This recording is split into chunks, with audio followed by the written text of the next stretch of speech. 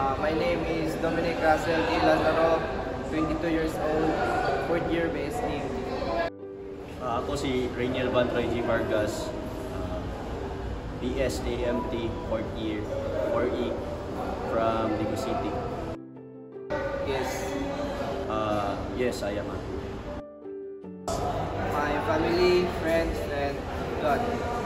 Ako ang source of happiness is my family, friends, and my hobbies.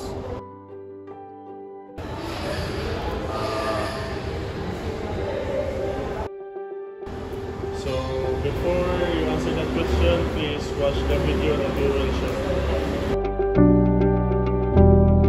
Ako si Ixondonay Carripuhio. Ang akong edad 75, galing 76. Nagpuyo sa Punta Dumalay. Pati na Playa Ramos City. Okay na. Bisa na sakit, pero ulian naman okay na. Oh, usahay, lisod, usahay ko daroy.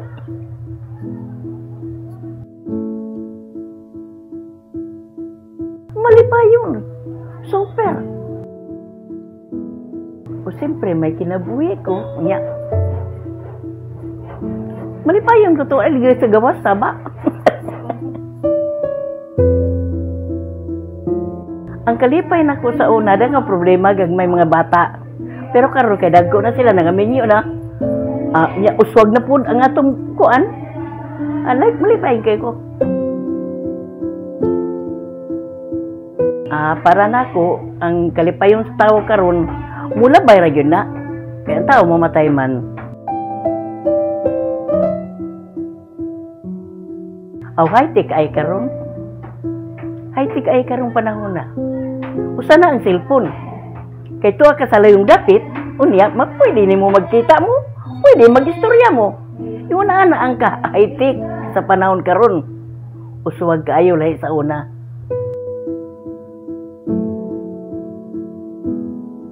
Advance kaayo karon, hasta kapila-pila-pila ang advance. Kung ako naalanggog ka, sa panahon karon gipangingusgan sa una sa amo, igo lang mulutaw ang putaw, igo lang mulupad, pero karon ang tingog nimo pabuto na nga to sa layong dapit.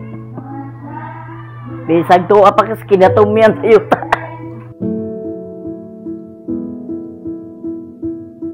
Ako para nako, sa tamang panahon nako, para nako sa yun ra, basta muliyok lang ka, magkugi ka. Muya na kay focus ba si muna una? Nga na kay gilantaw ba? Nga malipay ka man, umag-uol ka man, basta gilantaw ni mo nga. Nakay panghandura ba? Nakay panglantaw sa kinabuhi ba? Siyempre, makuha man ni mo ang butang nga imong gusto pag kanang nakay kapasidad, naka-eskwela ka, nakatapos ka, makabot yun ni mo ng gusto ni mo. Kay kung dili ka makatapos pag-eskwela, wa kay makabot. Kutob ra ka sa una-una. Di man ni mo maabot ang mga butang nga imong magustuhan.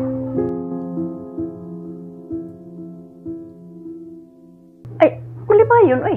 Di mo kung anak ko nasaksiyan sa una. Kay kaniadto, di mamikatan awag sa sine. Managdugol na mo, drama-drama sa radyo. Ya TV ng black and white. Ya karon dagano ay nindot kayo? Mag-Netflix ka, YouTube ka, Facebook ka, nindot lagi ron. Malipay jud ko ron. Niuswag ang teknolohiya. Basta malipayon ko nga tiguan ako.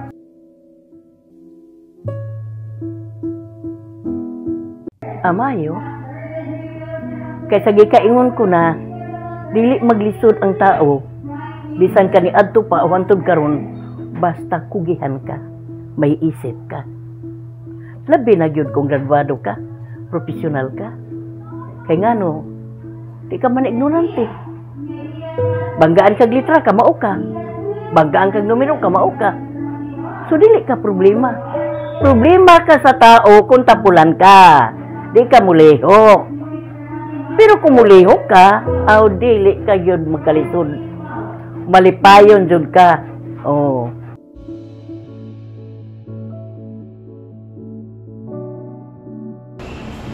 Yes, I can say that being happy is considered living a good life kay ang mga technology natin subong kay mas advanced na siya. Kung gusto mo magluto sa kanon mo, mayroon na tayong ginatawag na rice cooker subong.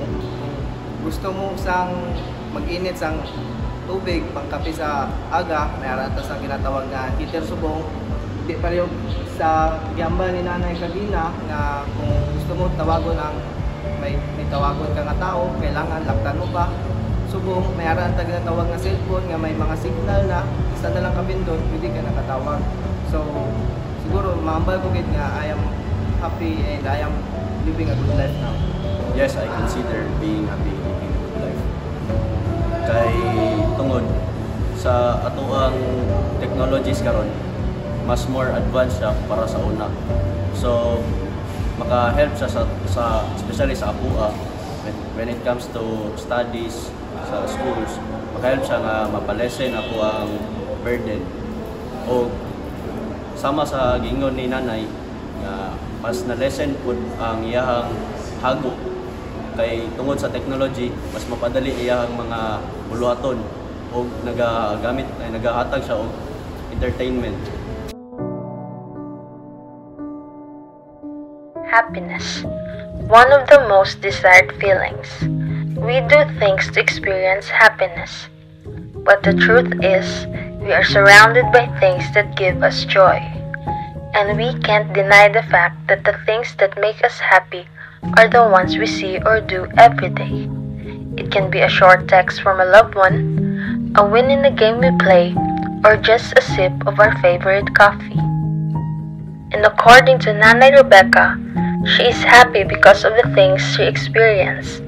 She mentioned the advanced technology that helps her communicate and keeps her entertained. She also said that education will help you to face different situations in life.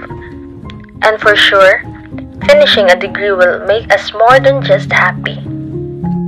And to end this video, remember that happiness is not just living a good life, but seeing the good in life.